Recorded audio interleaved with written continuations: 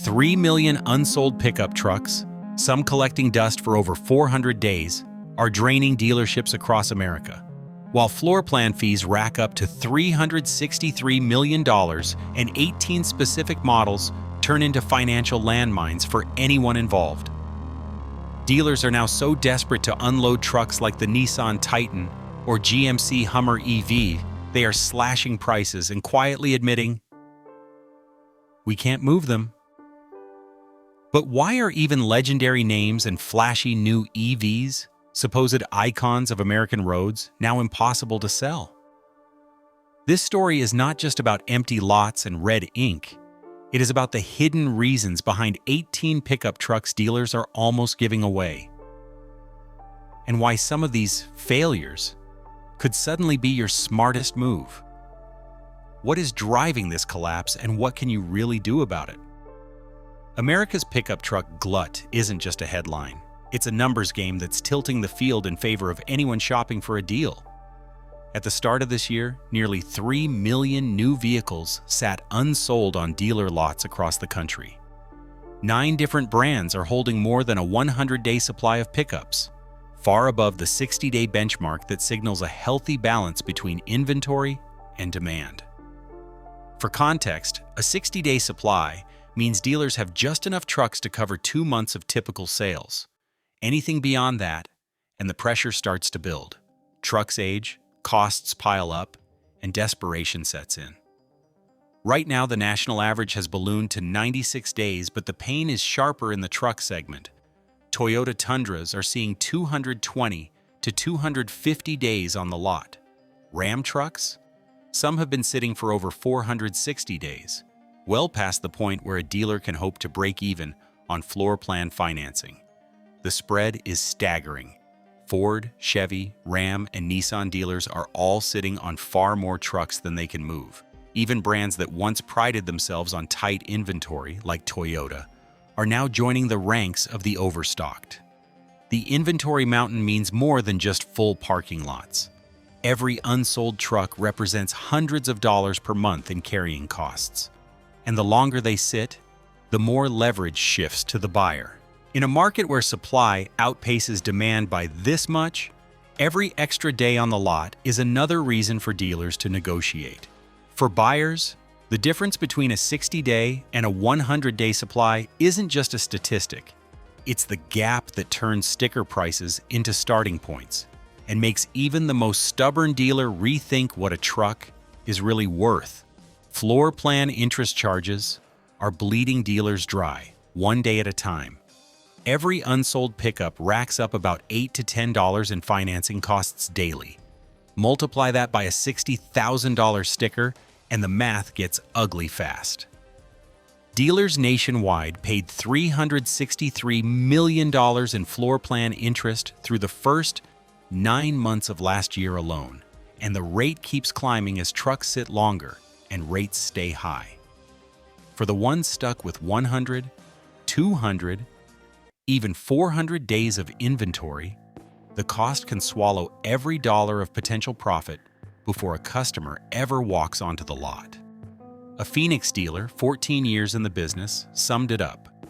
"I am paying $312 a month on 27 Titans, 8 months and counting. I have already lost more in interest than I would ever make on a sale." That is the reality for hundreds of stores. Carrying costs are now higher than the gross profit on most trucks. The longer a truck sits, the more desperate the dealer becomes to cut a deal, even if it means selling below invoice just to stop the financial hemorrhage. But the money drain does not end there. Recalls have become a second tax on the system. In 2024 alone, automakers called back 27.7 million vehicles in the United States. That is nearly 1 in every 9 cars on the road.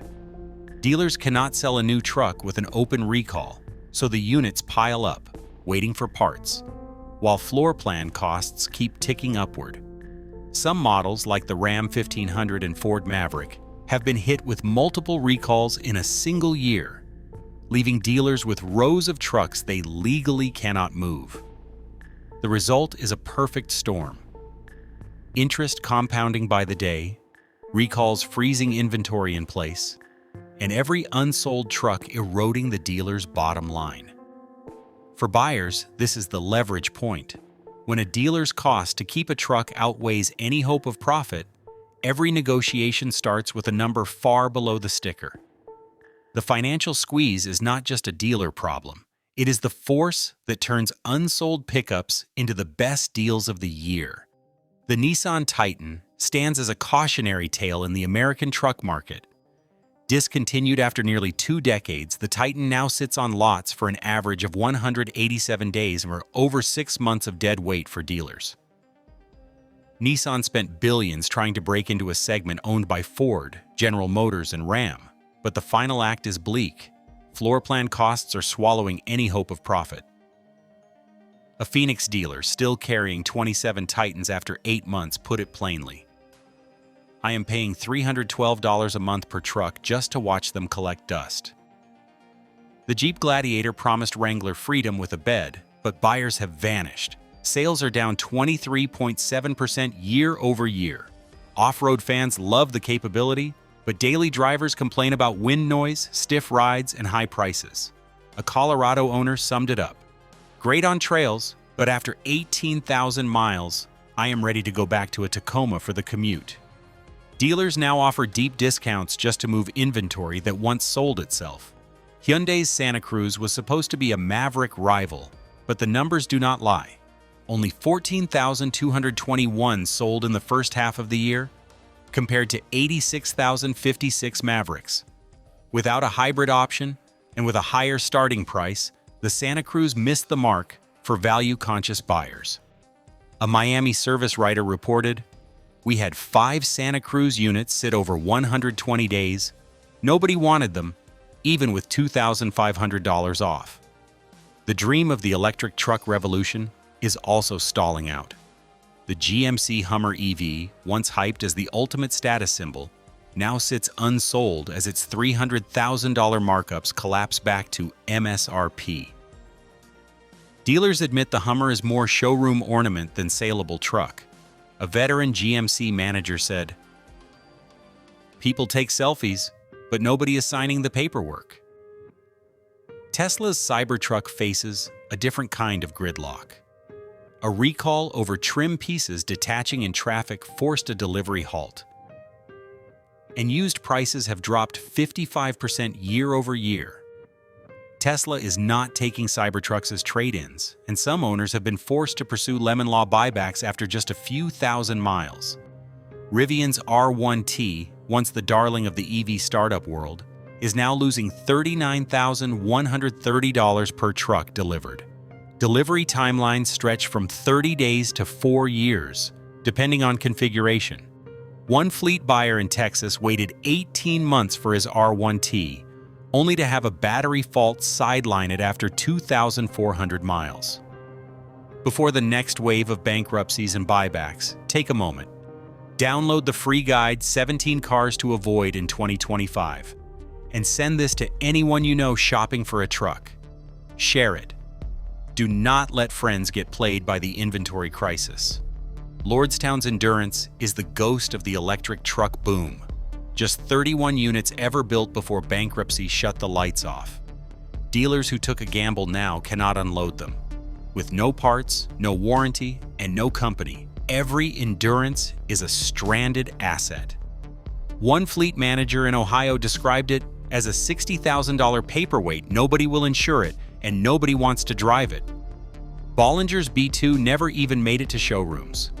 The company refunded every reservation, pivoted to commercial vans, and left would-be buyers with nothing but a canceled dream. For anyone still hunting for a B2, the only thing rarer than the truck itself is a service manual. The GMC Canyon and Ford Ranger are stuck in the pricing crossfire. The Canyon's days on lot have crept up as buyers realize a well-equipped midsize now costs as much as a Silverado. Technical bulletins about roof dents and electrical glitches have not helped. The Ranger, meanwhile, faces recall after recall, transmission replacements, steering shaft defects, and tailgate latches that just will not stay shut. Buyers are wary, and resale values reflect it. Nissan's Frontier and the Honda Ridgeline both struggle with perception. The Frontier's sales rose 16% last year, but dealers say they are still overshadowed by the Titan's collapse. The Ridgeline, despite its reliability, sits unsold as buyers chase a real truck image over comfort and practicality. A delivery driver in Seattle put 71,000 miles on his Ridgeline in 2 years. Never stranded me, but everyone asks why I did not just get a Tacoma. Toyota's Tundra and the Ram 1500 are trapped by their own inventory. Some Tundras have sat 250 days. Engine recalls and hybrid complexity have spooked even loyalists. Ram dealers are faring worse. More than 460 days on the lot for some trucks, with floor plan costs devouring any hope of profit. A Texas contractor told us, "My Ram was in the shop 5 times last year, lost out on 3 jobs waiting for parts." The GMC Sierra's 597,630 unit recall for engine defects hangs over every sale. Insurance rates spike, and buyers face the risk of catastrophic failure. The Ford Maverick, despite strong demand, has been hit with 456,000 recalls. Battery, camera, electrical gremlins. Chevy Colorado and Toyota Tacoma both face transmission and sensor headaches, but with deep discounts, some buyers are willing to roll the dice. Tacoma's transmission woes, Maverick's recall fatigue, Sierra's engine gamble. Each truck on this list comes with its own negotiation leverage. For those who know where to look, these are not just leftovers, they're bargaining chips. And with the right timing, even a so-called graveyard can be a gold mine. Next, the buyer's playbook for turning dealer desperation into your best deal. Every truck on a dealer lot carries a hidden clock. Once a vehicle's vehicle identification number crosses the 90-day mark, it is officially aged, triggering a wave of pressure inside the dealership. Factory bonuses and stair-step incentives are tied to monthly and quarterly quotas, so the final days before deadlines can turn even the most stubborn managers into deal makers. Dealers who miss their targets risk losing thousands in retroactive bonuses, not just on one truck, but on every unit sold that period. That is why the last few days of the month or the end of a quarter are when negotiation power quietly shifts to the buyer. Aged trucks become liabilities, not assets. The dealer's floor plan costs keep stacking up, and each unsold vehicle identification number becomes a mark against their next allocation. Know the build date on the door jamb, and you know exactly how desperate a dealer is to move that truck. Timing is not just a tactic, it is your strongest weapon. Every discount on a graveyard truck comes with fine print, so before you sign, demand proof.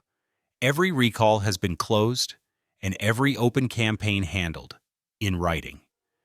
Dealers cannot sell new pickups with unresolved recalls, but paperwork gaps and missing service records are common on units that have sat for months. Check the recall completion certificate, not just a verbal promise.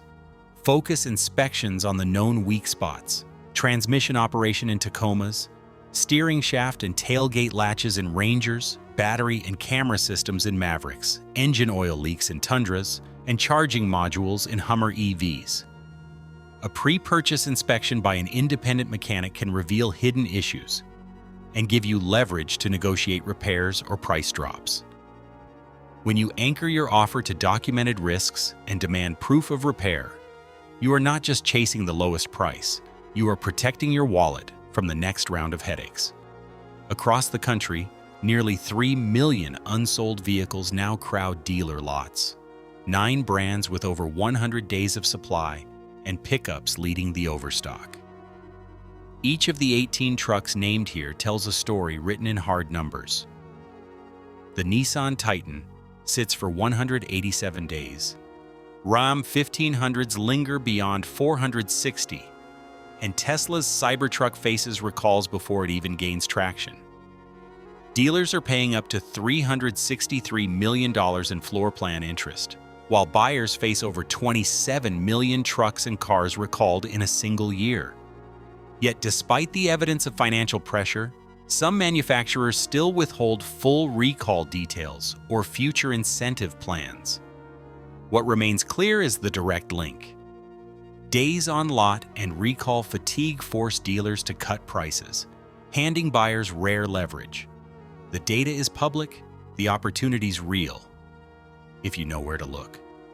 For every overstocked Titan, Cybertruck, or Ram, the lesson is the same. Numbers drive the market, not promises. In the end, only the facts, VIN dates, recall records, and negotiation math will protect your wallet.